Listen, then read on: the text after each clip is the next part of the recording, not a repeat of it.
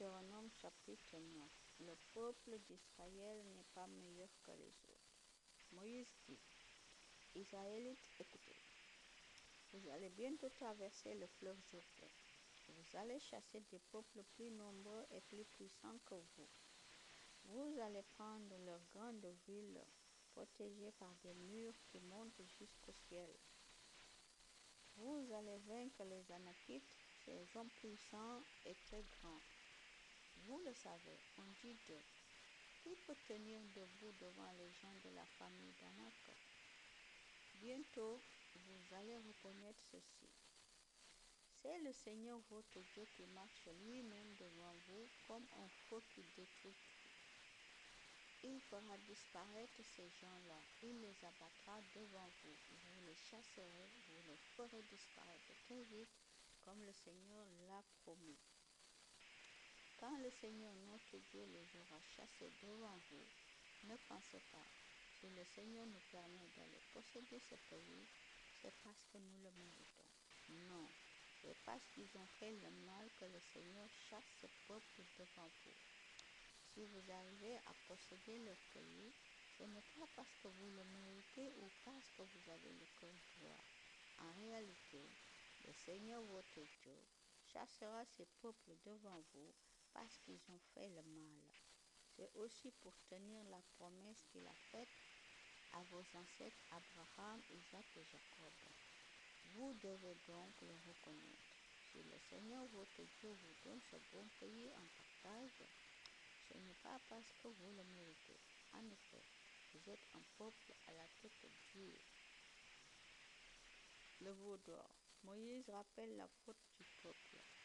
Moïse dit, souvenez-vous, dans le désert, vous avez mis en colère le Seigneur votre Dieu. N'oubliez jamais cela. Depuis le jour où vous êtes sortis d'Égypte jusqu'à votre arrivée ici, vous vous êtes révoltés contre le Seigneur. Au mont Horeb, vous avez mis le Seigneur en colère. Sa colère était si grande qu'il voulait vous détruire. J'étais monté sur la montagne pour recevoir les tablettes de pierre avec les paroles de l'alliance que le Seigneur avait faite avec vous. Je suis resté 40 jours et 40 nuits sur la montagne. Là, je n'ai rien mangé et je n'ai rien bu. Le Seigneur Dieu m'a donné les 2 tablettes de pierre où il avait écrit de sa main tous ces commandements.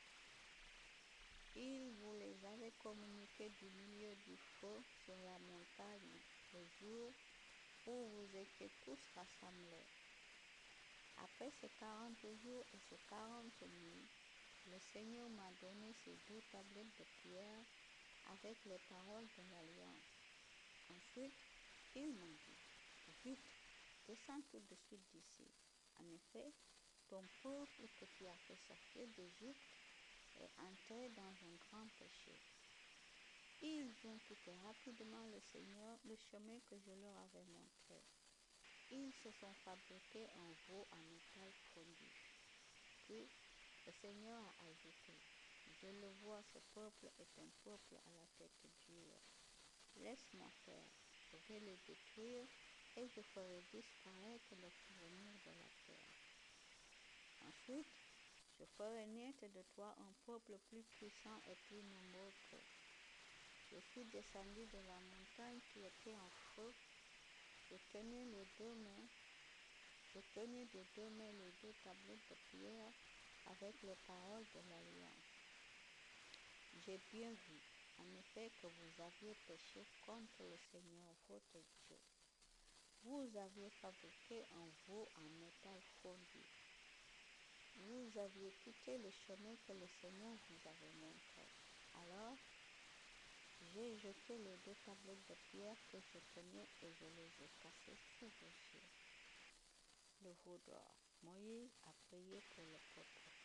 Moïse dit, je suis tombé à genoux devant le Seigneur et je suis resté là de nouveau, 40 jours et 40 nuits. Je n'ai rien mangé et je n'ai rien bu à cause de tous vos péchés. Vous aviez fait ce qui est mal aux yeux du Seigneur et vous l'avez mis dans une grande colère. C'était une colère si violente que le Seigneur voulait vous détruire. Oui, j'avais peur de cette colère, mais cette fois encore, le Seigneur a entendu ma prière. Le Seigneur était aussi dans une violente colère contre Aaron. Il voulait le faire mourir, mais je priais également pour Aaron.